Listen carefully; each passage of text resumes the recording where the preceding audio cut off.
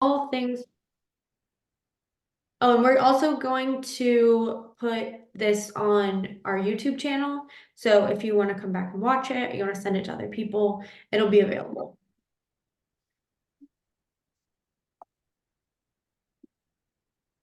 Okay, so overview, we'll talk a little bit about NCAN, then give an overview of the legislature. We'll talk a lot about how a bill becomes a law, and then look at like who are your lawmakers and how to look it up. So we kind of already did this, but I'm Maggie, I'm the communications manager at NCAN, and then we've got Matt, our associate director. We've got a small team, so we can attest, we all do a little bit of everything. So at NCAN, our mission is to improve the lives of people living with HIV and AIDS and affected communities through outreach and public education, policy advocacy, and community building to increase visibility and mutual support of people living with HIV and AIDS through our state. So we do that through a lot of different programs. We have events. Rita does an A@Her program focused on Black and Brown women. Dante, if you know him, has a program called Role Models that uses fashion as a health advocacy tool. But we envision Action Team being a really entry-level way for people who are either getting back involved or have never been involved with NCAN to be able to start getting involved with the community, but also a space where people can just know, hey, maybe I didn't have the capacity for a couple months because I had a lot of stuff going on, but I know that on a Thursday at 5:30, I can pick back up where I left off. And we'll just be here.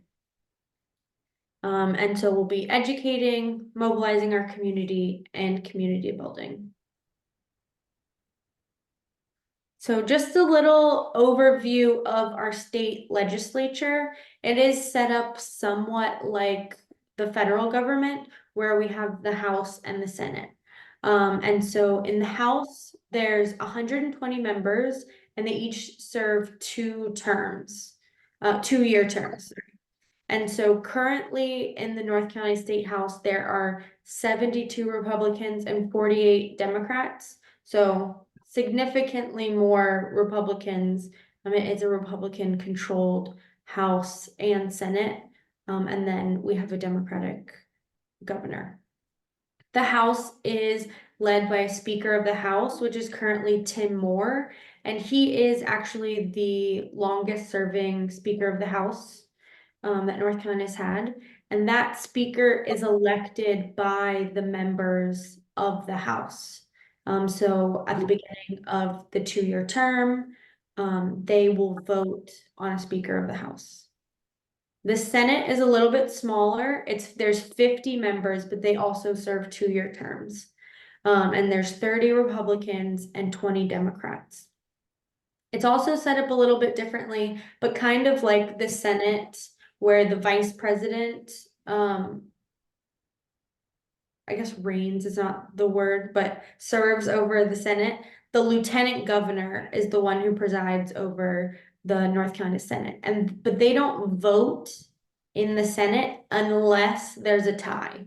So if it was 25-25, the lieutenant governor would cast a vote to break that tie, but other than that, they wouldn't vote. Usually the lieutenant governor is off lieutenant governoring though. So the president pro tempore, who is a member of the Senate, usually presides over the Senate, and they do vote normally because they're a member of the Senate. But so total, it's 170 members of our General Assembly. A lot of times you'll see people write NCGA, that's our General Assembly, and they have re-election every even numbered year. So we'll have re-elections for the House and the Senate this year. So I'm sure you've all seen all the yard signs. So in terms of sorry, did somebody have a question? Okay. In terms of the timeline, like I said, it's a 2-year The term is 2 years. And so it actually is broken down into the long session and the short session. So last year, 2023, there was a long session. It's every odd number year, and it usually begins around January and it'll go until about June. Last year ended up going we didn't get a budget until I think October. But usually it's shorter than that. And then even number years, so this year is the short session, and that will start around late April and also probably end around June. The General Assembly can also call special sessions though, so if they're not in their regular session, but they have something that's an emergency, or I mean, kind of with this General Assembly, they might call it for anything that they think is an extraordinary measure. But they might call a special session and then bring everybody in to vote. So, just to briefly go over this is kind of the types of statutes that the General Assembly passes laws about. So you've got regulating individual conduct, which is mostly like criminal statutes and stuff, providing state services. These are like the two main ones that they really work on. Like, so you've got like Medicaid, hospitals, universities, empowering local government to act. So giving cities or counties the ability to do certain things. Revenue and appropriations, so they do our state budget, so that's also a huge part of their job. So they decide how much in taxes to collect and then which programs and how much to allocate to those programs. The General Assembly is also where the amendment process for the state constitution starts. So if you want to amend the Constitution, it would need to pass 3/5 of the House and the Senate. And if it did both of those, it would then go on the ballot for voters to approve, and you would need a majority of voters. But it would start in our state government.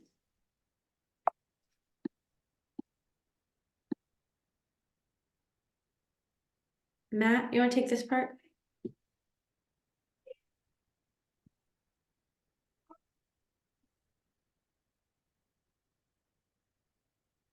I'm just talking away and I'll mute because that's how Zoom goes. So I'll do my best to explain this. So there are kind of two ways that a bill becomes a law. It's either through resolution or House or resolution or act or public or local act. So when a bill is in the legislature, it's of course called a bill, and it's named either a House bill or a Senate bill with a number, and that is kind of the easiest way to find out what a bill is. And the House bill or Senate bill just designates who has introduced the bill. So if it's a Senate bill, clearly it's introduced by a senator. House bill, it's introduced by a House of Representatives member.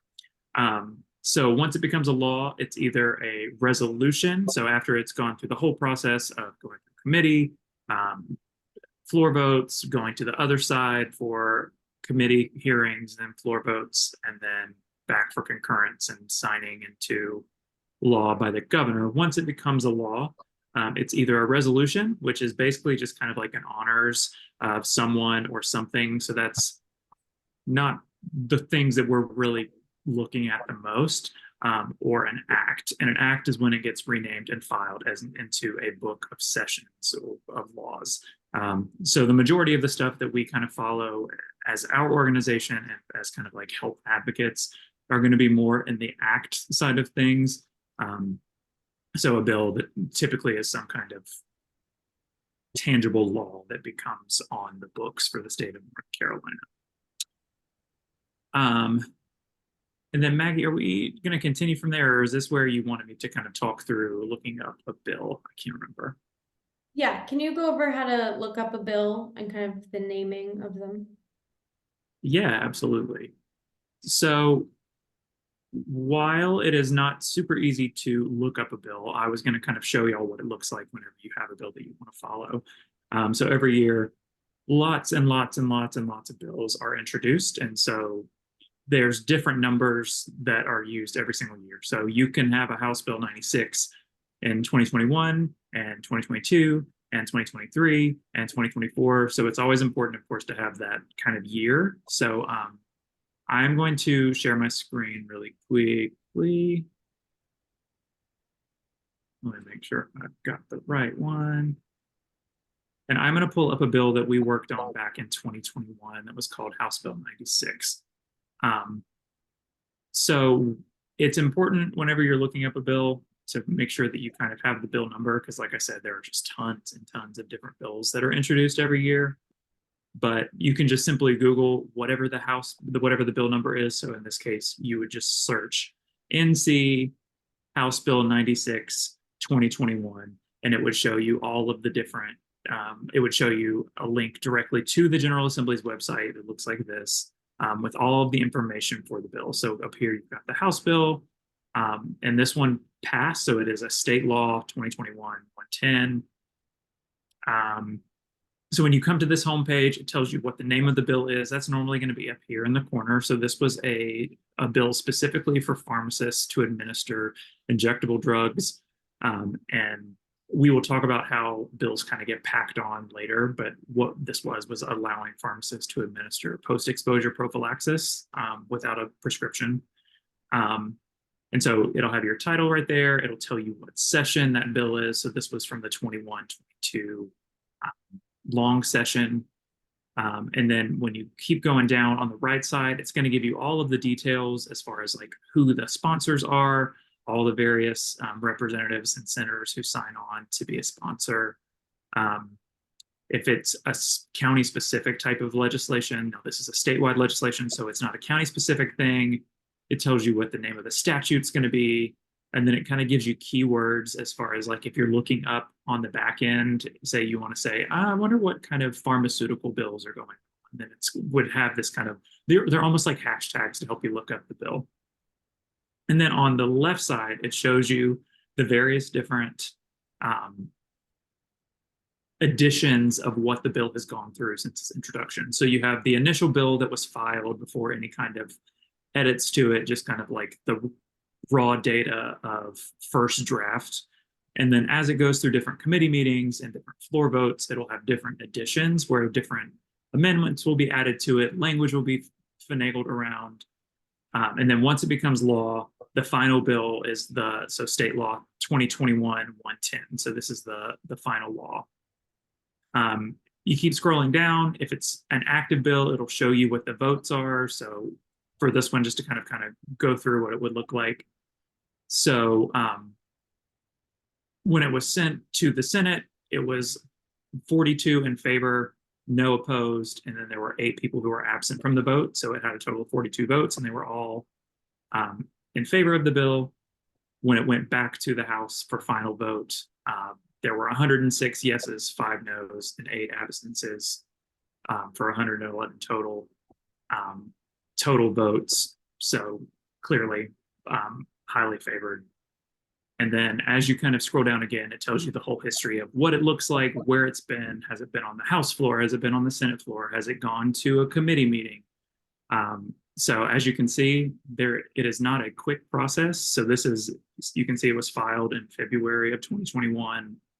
Then it went through all of this stuff in the House before it was sent over to the Senate.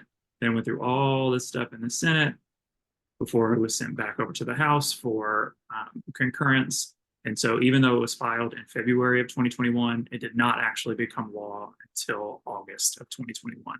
So it's a really long process, but all of this can be found on the state's website, of the General Assembly's website. So you'll just need the House number, the bill number, and the year that it was submitted. And you'll just type that into Google, it'll pop up, and you can kind of follow along to see where the bills are. We use this a lot to kind of figure out, especially when stuff is in committee. You'll see, so there was a committee substitute adopted, then it was referred to the Committee on Commerce and Insurance, reported favorable, referred somewhere else, reported favorable. And so that kind of helps you kind of follow along where the bill is living within the General Assembly.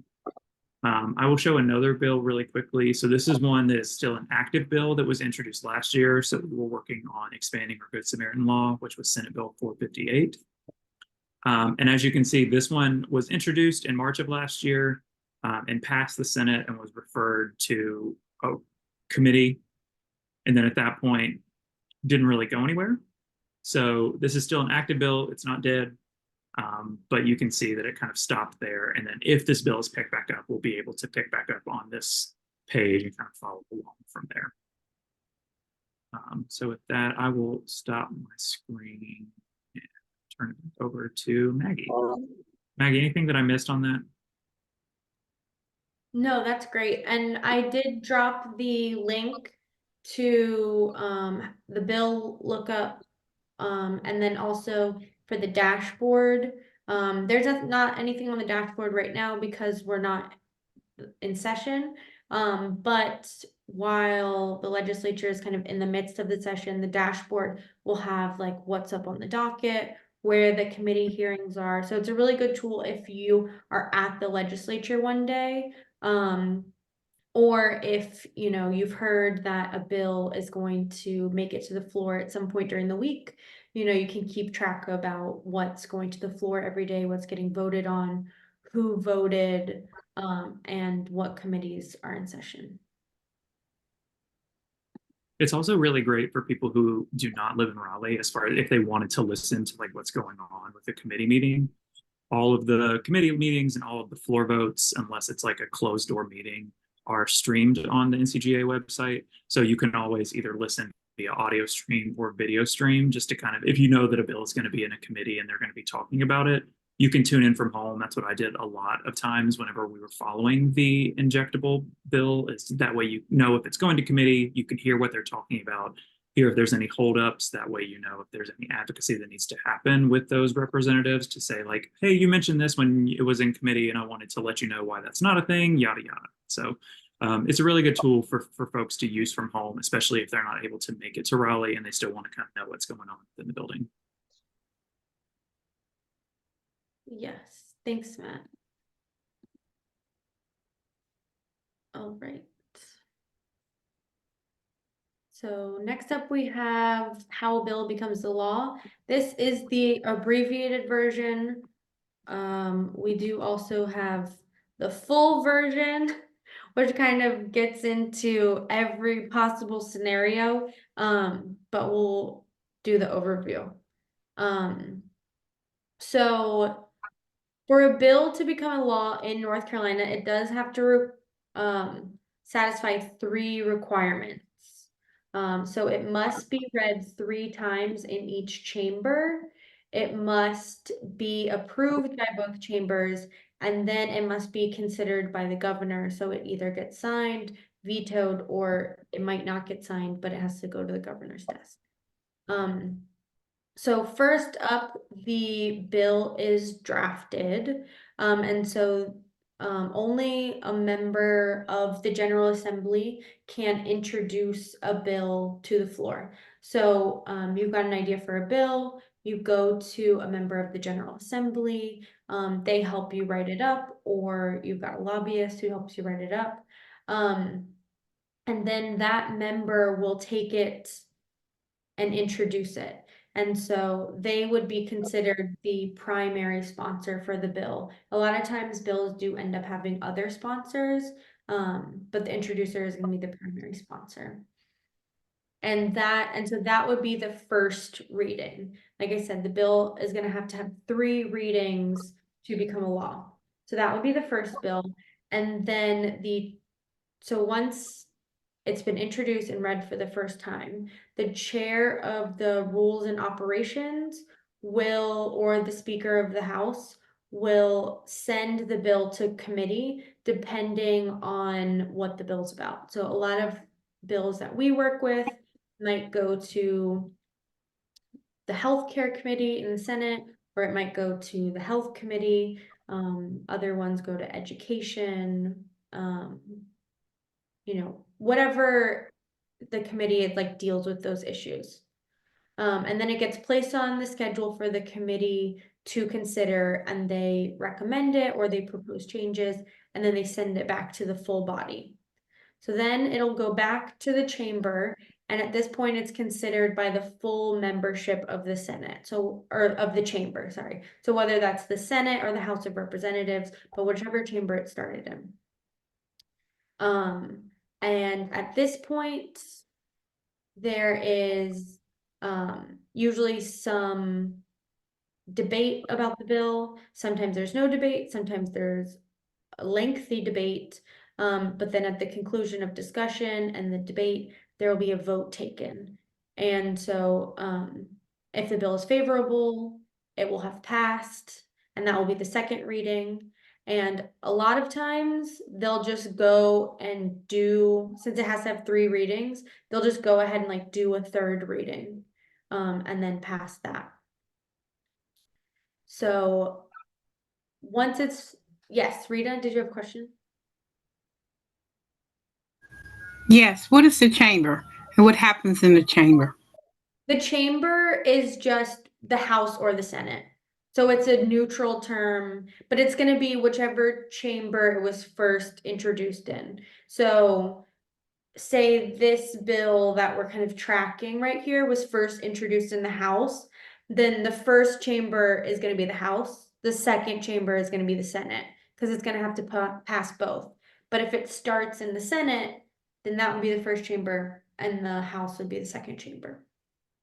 Good question. So at this point, when it's past 3 readings from whatever chamber it started out in, it will then go to the second chamber, and it'll do the same thing. It'll need to go to be referred to committees.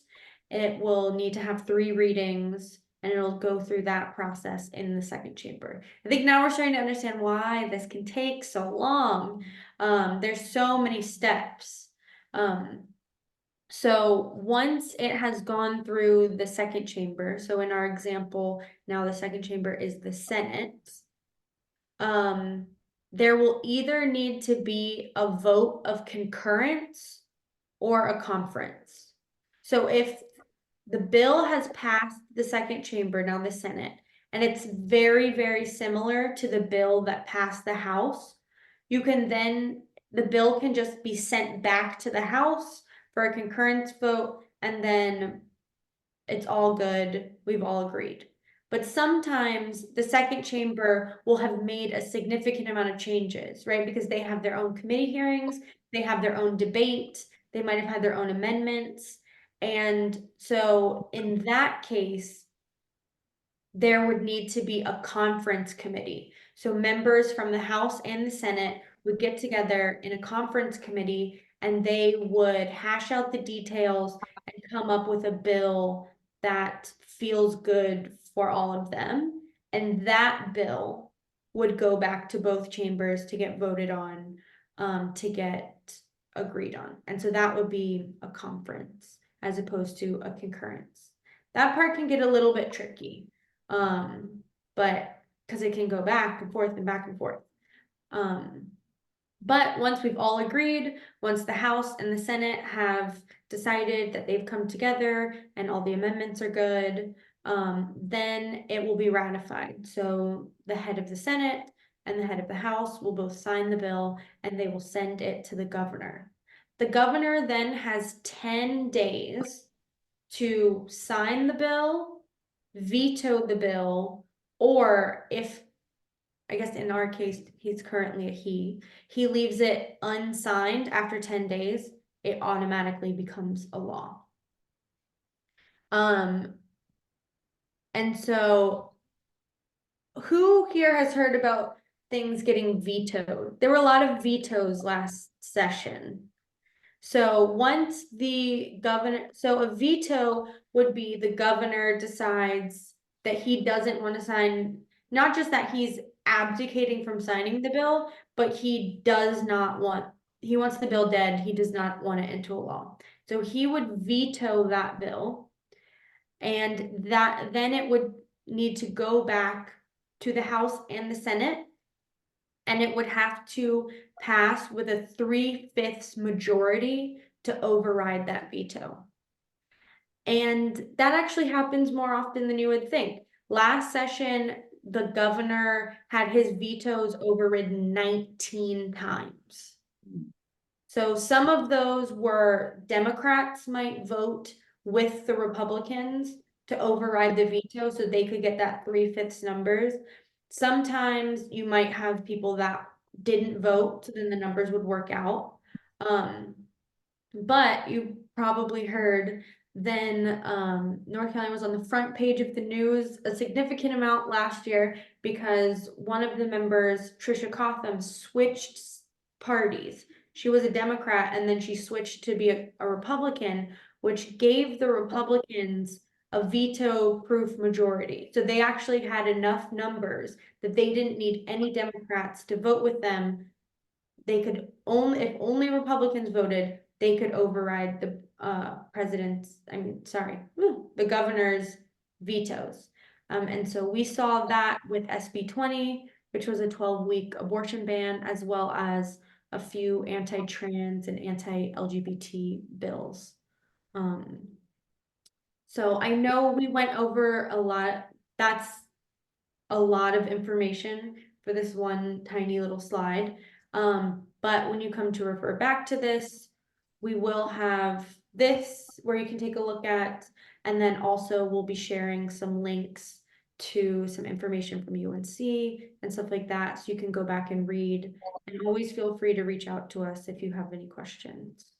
But I'm going to move on to the next slide unless anybody has more questions about how a bill becomes the law. I'll just very quickly note that as far as the veto issue goes, unlike when a bill is introduced and it needs to go through both chambers, once the governor vetoes a bill, it goes just to the chamber who introduced the bill. So it does not need to have the 3/5 on both like the Senate and the House side. It's one or the other depending on where it introduced, which I think could be frustrating for some because I think we would potentially see some bills have their veto sustained if it went through both chambers, but because it only has to go through the introductory chamber, in our current situation, that happens quite frequently to where a veto can be overridden very easily. Thank you for clarifying that, Matt. All right. So another word that comes up a lot is crossover. If you're talking to people about the legislature, especially while they're in session, you hear crossover a lot, like crossover date is coming up. Will it make it to crossover? Will it pass crossover? So that is a date that is set at the beginning of the biennium, and the biennium is basically the 2-year term. And so they'll pick a date. Last year, that was May 4th, I believe. And so that is the date in which every bill must pass at least one chamber in order to stay alive and be considered for passage of law.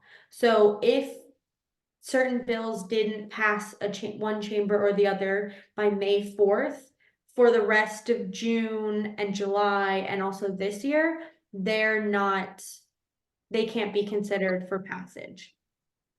That being said, all rules are meant to be broken. So there are some statutes that don't apply. Some about like if you are making a change to the Constitution, some about funding. So there are some that don't apply, but also there's a little trick that legislators will use. And if a bill doesn't pass by crossover, but they still really want it to get through and become a law, they will take pieces of that bill that they want to become law and put them into another bill that has already passed crossover. So we saw that with some of the anti-trans bills last year, that they got a lot of the verbiage and huge swaths of the law got swapped out at the last minute, to become more conservative and to kind of get some of the anti-trans legislation that Republicans wanted through, even though it had been held up by Democrats in committee or in the House or whichever chamber, it didn't pass. So there are some ways to work around it, but in case you hear that, because it will come up a lot, that is what crossover is. It's the date by which a bill must pass one chamber or another to continue being considered for the rest of the session.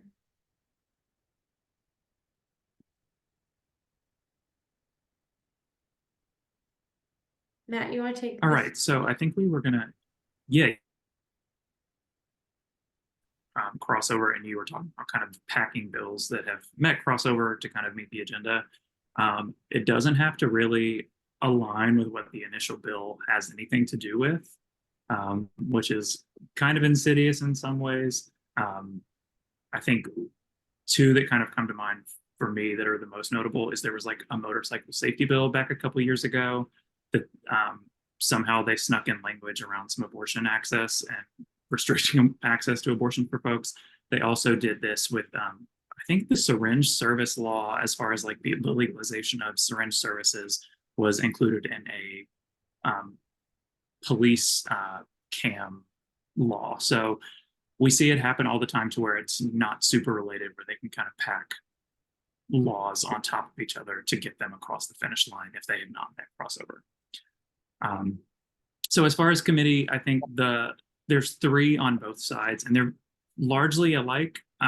But the most notable ones that we kind of follow on the House committee, as far as our work, because where it kind of resides, is the appropriations of Health and Human Services on the House side, which this is largely about funding and budgets related to state programs, particularly things that are happening at the North Carolina Department of Health and Human Services.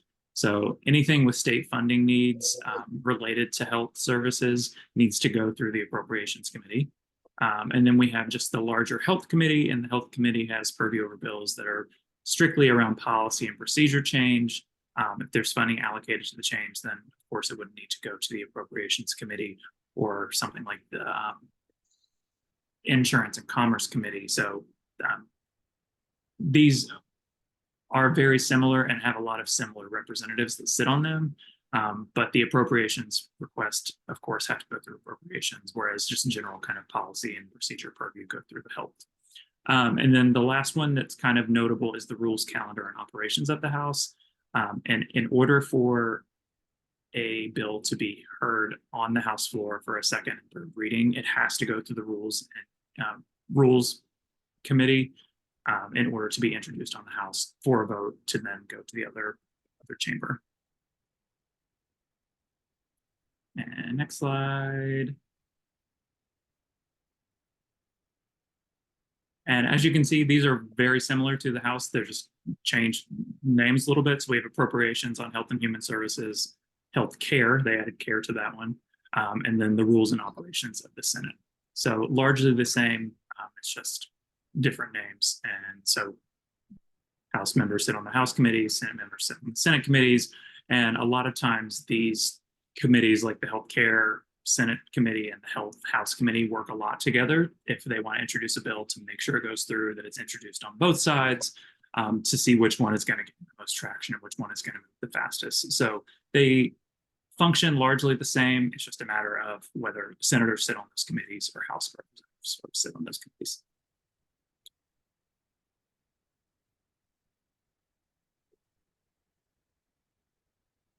Yes, Rita, go ahead. So hypothetically, if we decided that we wanted a bill passed for it to be, every healthcare provider would have to provide a HIV test. Would that go to the appropriations on Health and Human Services? Would that bill be introduced if we were trying to make it a law? Would that be designated to appropriations of Health and Human Services, or would it go under healthcare? I think that largely depends on how the law would be written. So I think if there was a money ask that was to go along with that, to like reimburse doctors for administering HIV tests, or to have insurance cover certain things, then it would likely go under appropriations. If it was just more of just like a standard policy, like everyone should have an HIV test at some point in their life, it would probably go through healthcare. So it was largely just how the bill is written and who introduces it. So there's a lot more nuance to it, and I think as you talk with your representatives who you're interested in kind of being the sponsors of the bill and writing the bill and all that kind of stuff, they would know the correct channel to take it. So I know that that's kind of a roundabout way of saying yes and no at the same time. It just kind of depends on what the exact verbiage of the bill is, if that makes sense. So the verbiage has a lot to do with where and what law bills are passed. Right. And it can change too, right? Like, so if you introduce a bill in the House and it's referred to a committee, but then they start adding different amendments to it that may have some kind of appropriations request, it would have to go out of the committee that it's currently into, pass out of that, and then go to another committee that it's related to. So for like the injectable bill, which the PEP piece was a part of, because it had something to do with insurance reimbursement, after it left the healthcare committee, it then had to go to the committee on insurance and commerce because it had some kind of inclination around insurance reimbursement. So it's all depends on what's in the language, and it can go, it doesn't go to just one bill. There's always just like, or just one committee. There's like one committee that kind of leads it, and then it moves out of that to get approved kind of throughout the process before it goes to the chamber. Okay, I just have one more question. So when we were instrumental in helping pass the HIV criminalization law, so did it have to go through the process that on the previous slide, whether it had to be introduced by the House bill or a Senate bill, and then it goes to this slide right here on appropriations of health before it became a bill or a law? How did that? So that is even more complicated because that bill was completely, or excuse me, that law was completely outside of the legislature. So that was a rule change with our, I can't remember what the name of the governing body is, but I think it was like the It's okay. health, I was just kind of something or figure other. out. It was outside of the legislature, so it was a rule change. So it went through like a governing board as opposed to the House and Senate, which I think is one of the reasons we were able to make that happen, because it was outside of the legislature. It was not tied to a bill. It was largely just a rule change that was proposed to a board within the state. So there's different ways that laws can happen, but this is kind of the one that we see the most as far as bills becoming laws. Yeah, maybe that opens us up for another training where we talk about like administrative law and all of the things that happen within the executive branch. But I don't want to keep you guys past 6:30, so I just want to get through these last few slides. So I just did my representatives. I live in East Durham. I used to live in Greensboro, like Brennis. So Zach Hawkins and Mike Woodard are currently my House and Senate representatives, and then these are all of the committees that they sit on. So it's not just like they sit on one or two, like they sit on a number of committees. And so as we're thinking about allies too, it's important to look up who your representatives are, and Matt is going to drop that link in the chat so that you guys can also look up your own representatives. It's find who lives in your district, because they're going to be definitely the first most important person that you want to meet with. But also, as we're looking at allies, who sits on committees that we need favorable responses from for certain bills. So Zach Hawkins sits on a select committee on substance abuse. That might be really helpful for issues tied to SSPs or Good Sam, overdose prevention, stuff like that. And then over here, We've got Gladys Robinson, who sits on the healthcare as well as appropriations, which I didn't spell right, for Health and Human Services. And so, you know, she's a great ally, a good person for us to send Brennis to go talk to, because not only do they both live in Greensboro, but she's sitting on some committees that deal directly with some of the issues that we might need movement on. So as we're looking at our allies, as you are thinking about going to Raleigh to talk to people or to make calls, those are some of the things that we're thinking about. And we would hope that everybody comes with us to Raleigh. We haven't picked an exact date, but we'll have HIV Speaks on Jones Street, which is our annual advocacy day. Last year we had 100 people, which is our largest ever. But we'll send you guys all of that information. And then, do we have any more questions? Okay, and also feel free, I'll send a follow-up email tomorrow with all of this information. And then if there's things that pop up, you're like chewing on this in a week or so, just let us know.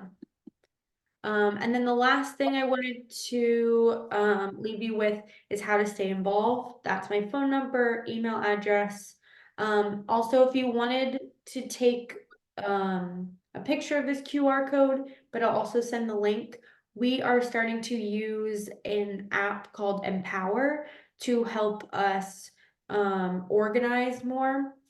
And so if you sign up for Empower, you can help us interview people about Medicaid, which we'll talk more about at the action hour, but also we will be able to send you calls to action. So outside of just the set action hours, if something is coming through the legislature or at the federal government or this and that, and we need to tell you immediately so you can sign a petition, so you can call somebody, we can ping you through the Empower app and give you a script of what to say, tell you who to call. It's just a great way to get involved. And then you can, through the Empower app, also recruit people and help us grow our base. But I'll send all that in an email because we are at 6:30 and I want to let you guys all go to dinner. But thank you guys so much for being here for our first ever action hour. I will remember all of you because it's our first ever one. You guys are our all-stars, our A team. And we will meet back on the 6th. It'll be a little different, less like a civics class, but it'll be an action hour. So instead of the training, we will then take some of the stuff that we've learned about the state government, and we'll do some of our own advocacy.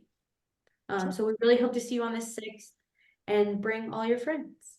Can I say something really quickly? Yeah. Okay, because I have to fix my dinner too. But I've been doing this for about 10 years. So I was a part of the original Good Sam law, so I'll spend a lot of time, but I've never ever seen it explained as well as you all explained it tonight. Like a lot of times I would hear a word like crossover and nod my head like I thought I knew what that meant because I didn't want anybody to know I didn't. So you did a really awesome job. Thank you. Thank you. That means a lot. We just want everybody to have all the knowledge so that we can just like come busting down these doors and make the changes that we want to make. So thank you guys for being here. I'll email you guys all these slides so that you have them to refer back to. Thank you. Thanks, Yeah. I'll see you in 2 weeks. Bye-bye. Bye-bye.